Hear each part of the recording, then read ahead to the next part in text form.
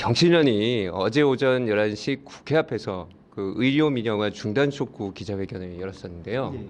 그 병원과 개인 질병 정보 그리고 바이오에스 상품을 비롯해 건강관리 민영화를 중단하라는 그런 촉구안이 주요 안이었던 것 같습니다. 근데 그 요새 인공지능 AI 개발이 한창인데요. 시민들의 개인정보를 구분키 어려운 형태로 가공해서 쓴다는 거는 알고 있는데 아무리 그래도 AI 개발을 통해서 얻는 긍정적인 효과보다 중요한 이런 시민들의 개인정보가 본인의 의사와 상관없이 어느 일정 부분, 방면으로 세계된다는 이런 단점이 어쩜 더 클 수도 있을 것 같습니다. 이 부분에 대해서 어떻게 보시는지요? 개인정보 관련된 그 논란은 굉장히 오랫동안 이어져 왔습니다. 그 배경이 뭐냐면 어떻든 우리나라는 주민등록번호라는 독특한 개인을 특정할 수 있는 일대일 키가 있고요. 그게 뭐 좀 제도가 바뀌긴 했지만 거의 불변입니다. 이 사람 태어나서 죽을 때까지 따라다니고요. 또 그런 걸로 인해서 과거부터 이제 개인정보를 기업들이 굉장히 많이 수집하고 그걸 또 마케팅에 많이 이용해 왔습니다. 그리고 그런 정보를 좀 허술하게 관리를 해서 굉장히 개인정보 유출도 굉장히 많은 나라 중에 우리가 대표적인 나라고요. 이런 상황에서 정부가 뭔가 산업을 활성화시켰다, 아니면 기업 경쟁력을 높이겠다, 또 4차 산업혁명을 맞이해서 뭔가 새로운 산업을 좀 창출하겠다, 이런 목적으로 이제 개인이 보유한 개인정보라든지 또는 의료정보, 금융정보 같은 거를 조금 더 기업이 자유롭게 활용할 수 있도록 하겠다라고 이제 제도를 좀 바꿔서 규제를 완화해서 걔네 동의 없이 기업들이 말구자비로 좀 사용할 수 있도록 하겠다는 게 기업과 정부의 지금 입장입니다.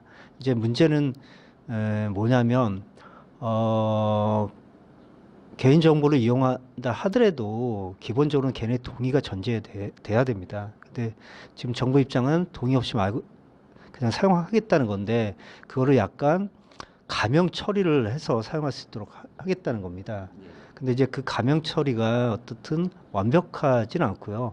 기업이 마음만 먹으면 언제든지 실명으로 바꿔서 활용할 수도 있고요. 또 하나는 그렇게 가명 처리된 정보를 기업들이 한번 활용하고 그 정보를 다시 다른 기업에게 제공했을 경우에 이걸 어떻게 또 규제해야 되느냐, 이런 아직 사회적으로 제대로 된 논의가 있지도 않습니다. 그래서 그런 우려를 계속 피했던 거고요.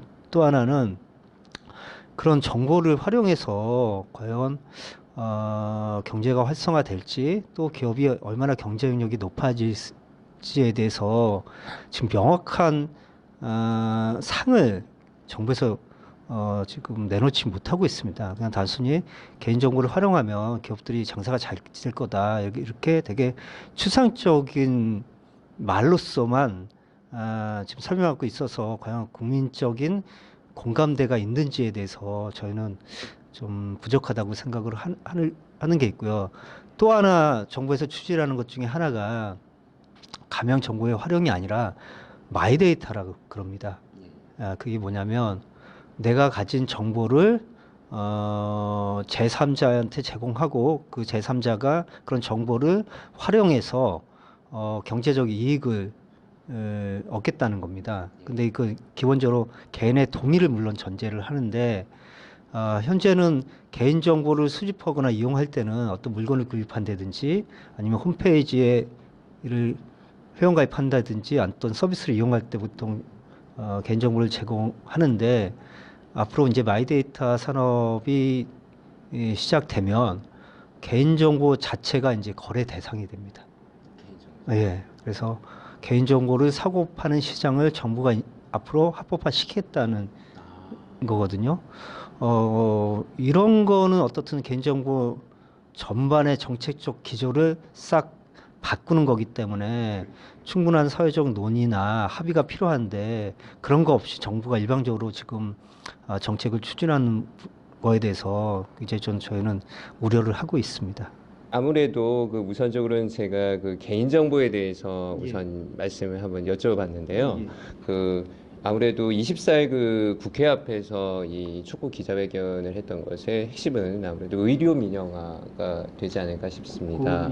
예, 그래서 여러 가지 한 네 가지 정도의 그 촉구 사항을 말씀하셨는데요.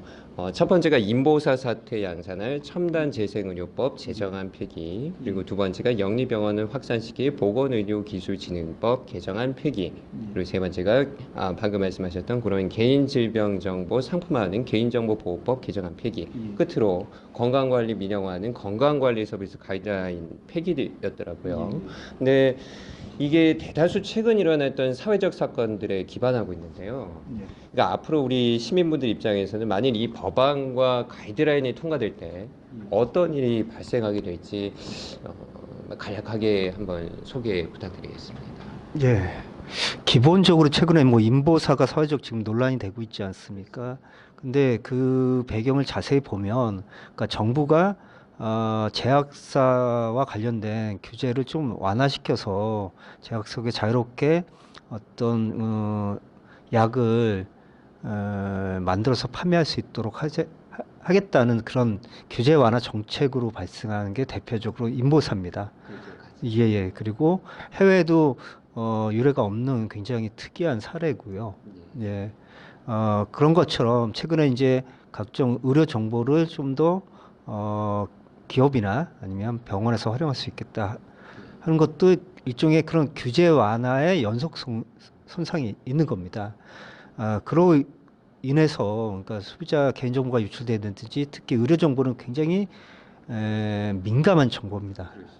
개인과 관련된 굉장히 진단 정보, 뭐 질병 정보라든지 그래서 그런 정보가 한번 유출됐을 경우에 기존에 뭐 개인 정보가 유출되는 것보다 훨씬 개인의 받는 그런 정신적 또는 재산적 피해가 클 수도 있거든요.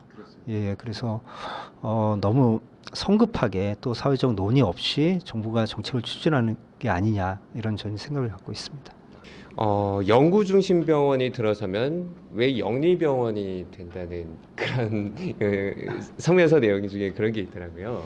기본적으로 시민사회에서 우려하는 부분 중에 하나가 어떤 정책, 규제 완화 정책 또 지금은 국민의 생명과 안전은 국가에서 책임진다 그런 공공 의료보험 제도가 있지 않습니까?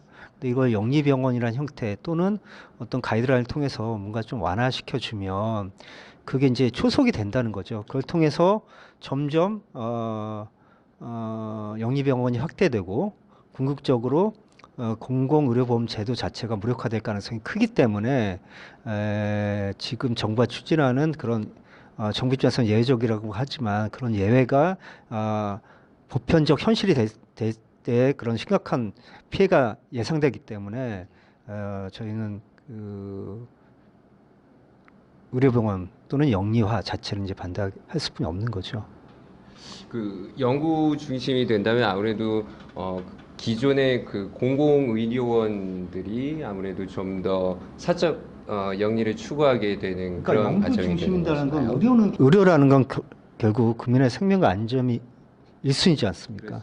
그러면 모든 그런 행위는 그 환자, 국민을 위해서 만들어져야 되는데 연구 중심 또는 기술 중심이라는 거는 결국은 병원, 의료인, 나아가 기업 중심이라는 겁니다.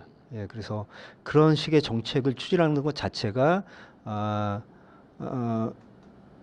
공공의료보험 취지 자체를 퇴색시키는 결과가 되는 거고요. 그로 인해서 결국은 환자나 또 국민들의 안전은 퇴색됐을 뿐이 없고 또 의료비는 증가됐을 뿐이 없다는 우려가 지금 있는 겁니다. 예. 그 익명 정보와 별개로 방금 말씀하셨던 앞서 말씀하셨던 그 가명 정보 얘기가 있던데요. 그 가명 정보를 만들어 정보 주인인 그 시민들의 의사와 상관없이 기업이 그 상업적으로 활용할 수 있게 한다는 점은 여러 가지 시사점이 있을 것 같습니다. 어떤 게 있을지. 현재는 이제 현행 법에는 개인 정보라는 개념뿐이 없습니다. 근데 이제 정부가 국회에 발의시켜 놓은 법안을 보면 가명 정보 또 익명 정보라는 표현을 썼습니다. 말대로 익명 정보는 어떻게 하든 개인을 특정할 수 있는 정보고 이거는 개인 정보가 아니기 때문에 자유롭게 그냥 쓰면 됩니다. 동의 없이. 예, 근데 이제 말대로 가명 정보는 개인을 특정할 수 있는 식별자를 좀 뺀, 예, 뭐 주민등록번호라든지 뭐 연락처라든지 그런 거를 좀 뺀 정보를 얘기하는 거거든요. 그럼에도 불구하고 그거는 이제 마음만 먹으면 개인을 특정할 수 있기 때문에 현행 개정하는 법률에도 개인 정보로 지금 정의하고 있고요. 그런 개인 정보를 어떻든 사용한다 하더라도 최소한 내 정보가 어떤 목적으로 가명 처리돼서 누구한테 제공되고 활용되는지는 정보 주체인 개인이 알아야 된다고 생각하고 또 하나 그런 것까지 내가 원하지 않는 경우에는 그거를 내가 하지 말라는 거부권까지 주어져야 되는데 지금 국회에서는 그런 논의나 정부에서는 그런 생각이 아직 없는 것 같고요. 또 하나 그런 정보가 아무래도 악용될 소지가 있기 때문에 그거에 대한 충분한 안전장치가 있어야 되는데 현재 그 지금 정부 법안에는 그런 안전장치가 거의 없기 때문에 개인정보가 어떻든 악용되거나 유출됐을 경우에 그 개인에 대한 피해는 심각할 수뿐이 없습니다. 예. 이와 관련해서 그 모 다국적 기업의 예를 들어주셨던데요. 예. 그 시장님 그러면 그 정도로 소송이 걸릴 정도로 그렇게 심각한 사태였나요? 당시 그 아이모 기업의 사태가. 예, 쉽게 말해서 그 약국에서 보유한 그 처방전 정보를 미국에 있는 그 회사가 개인 동의 없이 산 겁니다. 그래서 그거는 그러니까 우리나라 국민의 건강 정보가 미국 기업한테 동의 없이 팔렸다는 것 자체가 굉장히 문제인 거고요. 예, 그게 또 어떻게 이용되는지 전혀 지금 파악되지도 않고 있습니다. 예, 그래서 개인의 그런 개인 정보가 얼마나